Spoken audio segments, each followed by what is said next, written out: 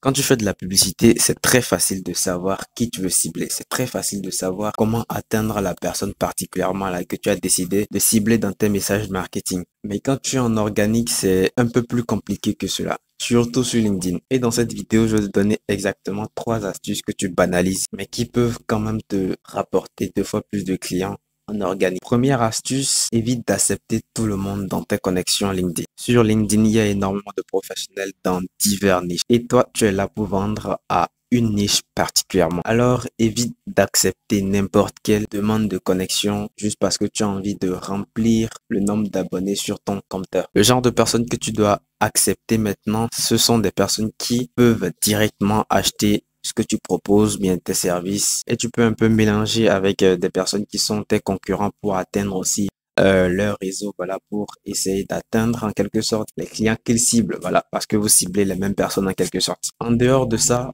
évite au maximum d'accepter des relations ou des demandes de connexion qui n'aboutissent pas vraiment. Sinon, tu seras surpris de voir que LinkedIn te recommande des personnes qui n'ont aucun intérêt pour ce que tu fais. Deuxième chose très importante, c'est de savoir utiliser les hashtags. Supposons là maintenant que tu es dans le domaine du marketing digital ou bien de l'acquisition client pour coach, formateur ou encore consultant. Ce que tu peux faire là maintenant avec les hashtags, ce sera soit de mettre des hashtags comme coach, acquisition client, formateur, etc., etc. Pour que si une personne qui est intéressée par l'acquisition client et que cette personne est coach ou bien un truc du genre, elle tape ce hashtag-là dans la barre de recherche LinkedIn, que ton post soit plus ou moins recommandé. Et cette personne pourra ainsi découvrir ton profil et voir si tu corresponds à ses attentes ou pas. Et avant que je n'oublie, la limite des hashtags, c'est de 3. Si tu dépasses les 3 hashtags dans un seul post, ton post fera moins d'engagement, moins d'impressions, etc., etc. Donc, veille bien à ne pas dépasser cela parce que ça peut quand même te pénaliser. Voilà. Et dernière astuce maintenant,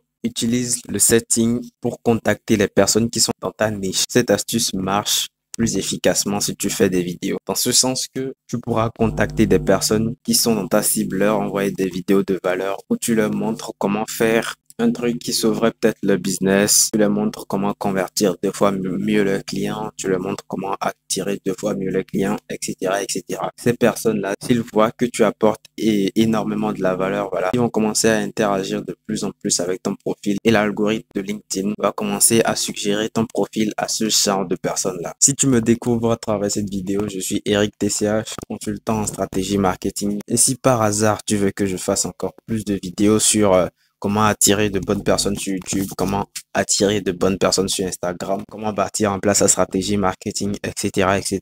N'hésite pas à me le dire en commentaire ou en privé. J'essaierai de te répondre du mieux que je puisse. Lâche un like, c'est très important. Un commentaire, très, très important et encore plus important.